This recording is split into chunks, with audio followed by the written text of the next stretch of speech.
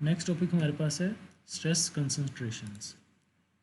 ये basically stress concentrations का मतलब ये है कि अगर आपके पास लेट्स सपोज कोई होल होगा, ये हमारे पास एक शीट है,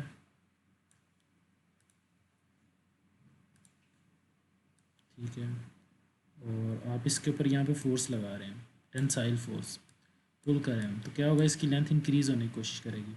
और इस शीट के दरमियान में यहाँ पे होल हुआ है, पंच होल है, या लेट्स सपोज कोई क्रैक है, तो फिर बेसिकली क्या होगा, हमारे पास जो स्ट्रेस की डिस्ट्रीब्यूशन है ये कुछ ऐसी बनेगी। देखिए उसने ग्राफ बनाया कि जो होल के पास आपके पास ज़्यादा स्ट्रेस प्रोड्यूस होगा, जिसको उसने क्या कह दिया, स्ट्रेस मैक्सिमम। एंड देन जैसे जैसे होल से दूर जाते जाएंगे तो आपके पास स्ट्रेस क्या कम होती जाएगी। तो जो आपके पास ये सबसे कम होगा, इसको हम स्ट्रेस कह देंगे मिनिमम। एंड देन मिनिमम और मैक्सिमम के दरमियान में एक एवरेज स्ट्रेस उसने निकाल दी, उसका नाम उसने लिख दिया स्ट्रेस एवरेज। तो बेसिकली एक फिनोमिना है कि अगर आपके पास होल है या क्रैक है, तो उससे क्या होता है, जहाँ से होल जैसे ही आपका स्टार्ट होता है वहाँ पे आपके पास स्ट्रेस क्या होती है, दोनों साइड्स पे देखें मैक्सिमम है। यहाँ पे स्ट्रेस मैक्सिमम होगी और होल के इस साइड पे भी स्ट्रेस जो है वो क्या होगी, मैक्सिमम होगी। और जैसे जैसे स्ट्रेस दूर से आप होल से दूर जाते जाएंगे तो आपके पास क्या, स्ट्रेस कम होती जाएगी। और ये सिर्फ इसी केस में नहीं होता, लेट्स सपोज अगर आपके पास यहाँ पे होल था और यहाँ पे लेट्स सपोज आपका एरिया डिक्रीज़ हो रहा है, ऐसे यहाँ पे आपका फिलेट है ऐसे करके, और आपका एरिया डिक्रीज़ हो रहा है, तो इस केस में भी एग्जैक्टली यही होगा। ये आपके पास समझेंगे, यहाँ पे होल है और होल यहाँ पे एंड हुआ है, तो इस जगह पे आपके पास क्या है, अब आपके पास क्या है, मैक्सिमम स्ट्रेस। एंड देन यहाँ पे ये होल है और यहाँ पे एंड हुआ है, तो यहाँ पे आपके पास क्या है, ये मैक्सिमम मैक्सिमम स्ट्रेस।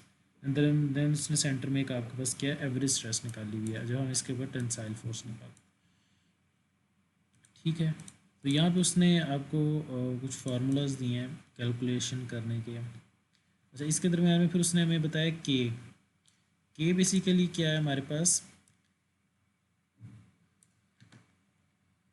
ये हमारे पास रेशो है। रेशो किस चीज़ की है, stress concentration factor.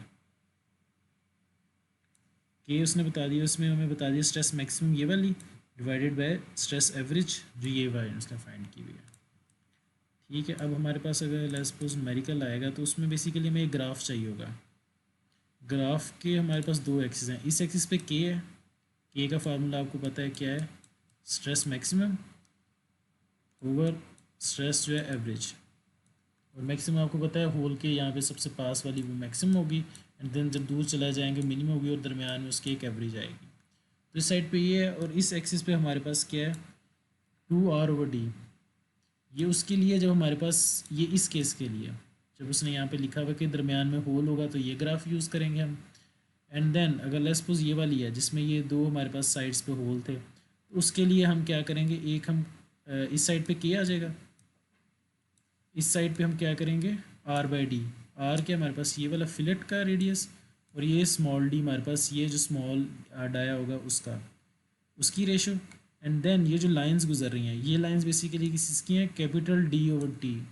Capital D ये वाला डाया हमारे पास, एंड देन स्मॉल डी ये वाला डाया हमारे पास। तो हमें जब ये वैल्यूज़ गिवन होंगी तो हम क्या करेंगे, के की वैल्यू फाइंड कर लेंगे, और जब के की वैल्यू फाइंड कर लेंगे तो के की वैल्यू में ये हमारे पास होगी, या स्ट्रेस मैक्सिमम गिवन होगी या एक चीज़ गिवन होगी, तो हम दूसरी चीज़ फाइंड कर सकते हैं। तो ये हमारे पास क्या है, स्ट्रेस कंसंट्रेशंस। इसका मतलब ये है कि जब आपके पास कोई भी होल होगा या कोई भी क्रैक आ जाएगा तो वहाँ पे हमारी स्ट्रेस एक्सपोनेंशियली जो है वो इंक्रीज़ कर जाएगी, ठीक है। यहाँ पे एक छोटा सा यहाँ पे न्यूमेरिकल भी किया हुआ है, एग्जांपल की हुई है, उसको देख लेते हैं। उसने बताया determine the largest axial load P find करना है, that can be safely supported by a flat steel bar consisting of two portions. दो पोर्शंस वही उसने बताया कैसे करके दो पोर्शंस हैं उसके। एंड देन उसने बताया कि ये जो है इसका डाया 60 है और ये वाला इसका डाया जो है वो 40 है। एंड देन उसने बताया कि जो फिलेट का ये वाला रेडियस है ये कितना है हमारे पास, 8 है। एंड उसने अलाउएबल स्ट्रेस बता दिया है, स्ट्रेस अलाउएबल गिवन है हमें। तो ये हमें पता है, ये कैपिटल डी होता है, ये स्मॉल डी होता है और ये आर होता है। तो सबसे पहले उसने capital D by small D find कर लिया, देन उसने small R over small D find कर लिया। ये दोनों जब वैल्यूज़ आ गई तो फिर वो क्या कहते हैं कि हम ग्राफ में जाएंगे, कर्व ग्राफ जो हमारे पास ऊपर है, और वहाँ से हम अपनी के की वैल्यू फाइंड कर लेंगे। अब कैपिटल डी 1.50, इसका मतलब क्या है, ये वाली लाइन सबसे ऊपर, ये वाली जो ये वाली सेकेंड लास्ट लाइन है, इसको देखेंगे एंड देन दूसरे एक्सिस पे क्या देखेंगे 0.20। तो हमारे पास अगर हम इसको एग्जैक्ट देखना चाहें ग्राफ,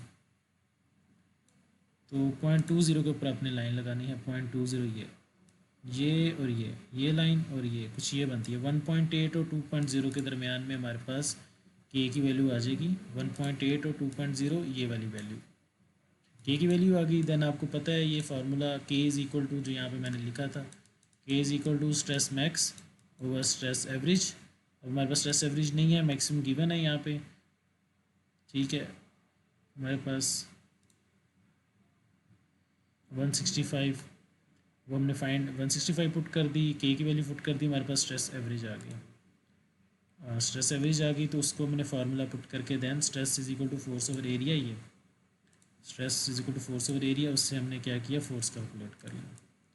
तो ये हमारे पास था स्ट्रेस कंसंट्रेशन उस केस में जब हमारे पास प्लेट में या किसी भी बार में होल होगा या फिलेट होगा, ठीक है।